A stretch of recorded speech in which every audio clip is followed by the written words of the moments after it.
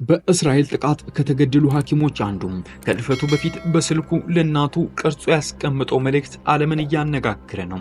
በእስራኤል ጥቃት ከተገደሉት 15 የፊሊስጤም የሕክምና ባለሙያዎች መካከል ልጃቸው አንዱ የሆነው ሐጂ ሁማ መሐመድ ራፋት ልጄ ሲገደል ልቤና ነፍሴ አብረውት ሞቱ ይላሉ። የ23 ዓመቱ ራፋት ሬድዋን ለአስቸኳይ ጊዜ ምላሽ ለመስጠት ከፊሊስጤም ቀይ ጨረቃ አምቡላንስ ማህበር ጋር ነበር ከሁለት ሳምንታት በፊት ጥቃት የደረሰበት።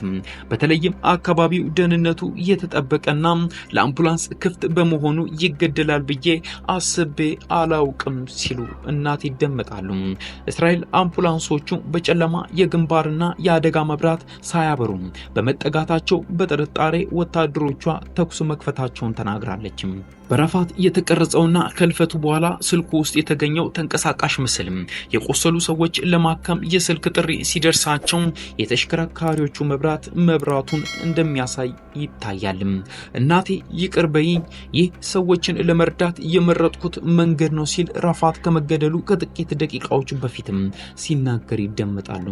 ኡማ መሐመድ ልጃቸው ይቅርታ የጠየቀው በድጋሚ እንደማያገኙት በማወቁ እንደሆነም ይናገራሉ። ራፋት ሁሌም ቤት ለስራ ሲወጣ ለፈጣሪ አደራ ሰጠዋለሁ የሚሉት እናትም በመላው ጋዛ በሰሜን እስከ ደቡብ የተጓዘ ጀግና ልጅ ነበር ይላሉ።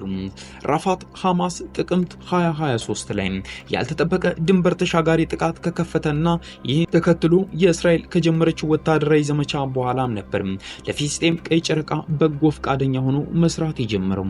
ኡማ መሐመድ እንደሚሉት ልጃቸው የሰብአዊነትን ስራን ይወድም ነበር። ቁስለኞችንም ለሕክምና በራፋ ድንበር ወደ ግብጽ ወስዷል ይላሉ። ኡማ መሐመድ ራፋት ህይወቱ ያለፈው ቀን ብዙ ሰዎች ለሞት የዳረገ ተከታታይ ጥቃቶች መፈጸማቸውን ተከትሎ ከአምቡላንስ ጋር መጓዙንም ያብራራሉ። ከነርሱ ወይም ከሟቾቹ አንዱ እንደሚሆን ግን አልጠረጠርኩም ነበር ይላሉ እናት እያነቡ። የራፋትና ባልደረቦቹ አስክሬን እስኪገኝ ድረስም አንድ ሳምንት መፍጀቱ ተነግሯል። ኢድ አልፈጥርን ከራፋት ጋር በማክበር ፈንታም የቀብር ስነ ስርዓቱንም ለማካሄድ ከቀይ መስቀል ጋር አስክሬኑን ከናሳር ሆስፒታል ለማምጣት ሄድን ሲሉ ያስተውላሉ እናትየው። ኡማ መሐመድ ልጃቸው እህትና ወንድሞቹ ካገቡ በኋላ የቤተሰቦቹ ብቸኛ አጋዥ እንደነበርም ያስታውሳሉ። ተንቀሳቃሽ ምስሉ ከተገኘ በኋላ እስራኤልም አምቡላንሶቹ መብራት አላበሩም ነበር የሚለው የወታደሮቿን ሪፖርት በሚመለከትም የሰጠችውን የመጀመሪያው ምላሽ የተሳሳተ መሆኑን አሳውቃለች። ወታደሮቿ ራፋትን ጨምሮ 15ቱን የሕክምና ባለሙያዎችም አስክሬንን ከአውሬዎች ለመከላከል በሚል በአሸዋ መቅበራቸውን አንድ የእስራኤል ባለስልጣን ተናግረዋል። የመንግስታቱ ድርጅትን ጨምሮ ዓለም አቀፍ ተቋማትም በአካባቢው ደህንነቱ የተጠበቀ መተላለፊያ ማዘጋጀት ባለመቻላቸው አስክሬኑን ቃቱን ከደረሱ ከሳምንት በኋላ ተገኝተዋል። የሰብአዊ እርዳታ አቅራቢ ቡድን አስክሬኑን ሲያገኙ ድርጊቱን የሚያሳየው ተንቀሳቃሽ ምስል የያዘውን የራፋትን ስልክን ጨምሮ ማግኘታቸውም ታውቋል። የእስራኤል መከላከያ ኃይል ጥቃት ላይ ጥልቅ ምርመራ እንደሚያደርግም ቃል ገብቷል። ቀይ ጨረቃና ሌሎች ዓለም አቀፍ ድርጅቶች ግን ገለልተኛ ምርመራ እንዲደረግ ጥሪ እያቀረቡ ይገኛሉ። ከጥቃቱ የተረፈው ብቸኛው የሕክምና ባለሙያ ሞንቴር አቤድ እርሱና ባልደረቦቹ ላይ ያለ ማስጠንቀቂያ ተኩስ እንደተከፈተባቸው ተናግሯል። ከተሽከርካሪዎቹ ኋላ ወለል ላይ ሆኜ ወድቄ ነበር። ከባልደረቦቼ የሚሰሙ የሲቃ ድምጽ ውጪ ምንም ድምጽ አልሰማውም ሲል ክስተቱን ይናገራል።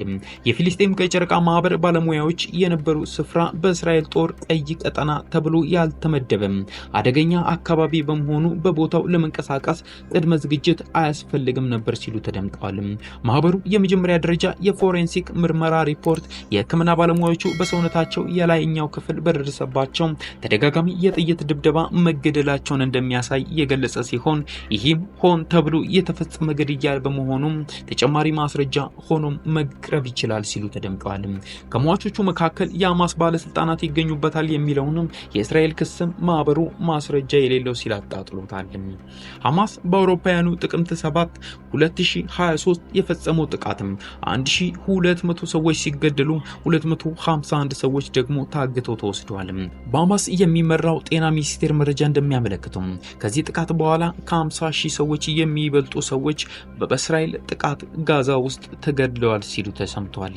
ባለፈው ጥር ወር የተደረሰው የተኩስ አቁም ስምምነትም መጋቢት ላይ ተጥሷል። በአሁኑ ወቅት በጋዛ 58 ታጋቾች ያሉም ሲሆን ከመካከላቸውም 24ቱ በሕይወት አሉ ተብሎ ይታመናል ሲል መረጃ አጋርቷል።